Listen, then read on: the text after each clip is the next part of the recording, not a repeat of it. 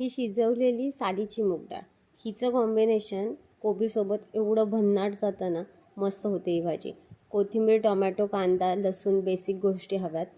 तुम्ही वाटण जर बनवलंत नाही ह्या पद्धतीने तर कमाल भारी. नेहमीप्रमाणे भाजीला फोडणी देऊन घ्या. जी इन्ग्रेडियंट्स कापून घेतलीत ती टाकून घ्या. कोबी फ्राय करून घ्या.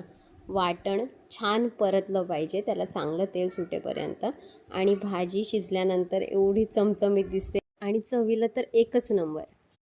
ही शिजवलेली सालीची मूग डाळ, हिचं कॉम्बिनेशन कोबीसोबत एवढं भन्नाट जातं ना, मस्त होते ही भाजी. कोथिंबीर, टोमॅटो, कांदा, लसूण, बेसिक गोष्टी हव्यात. तुम्ही वाटण जर बनवलंत नाही ह्या पद्धतीने तर कमाल भारी. नेहमीप्रमाणे भाजीला फोडणी देऊन घ्या. जी इन्ग्रेडियंट्स कापून घेतलीत ती टाकून घ्या. कोबी फ्राय करून घ्या. वाटण छान परतलं पाहिजे, त्याला चांगलं तेल सुटेपर्यंत. आणि भाजी शिजल्यानंतर एवढी चमचमीत दिसते आणि चवीला तर एकच नंबर.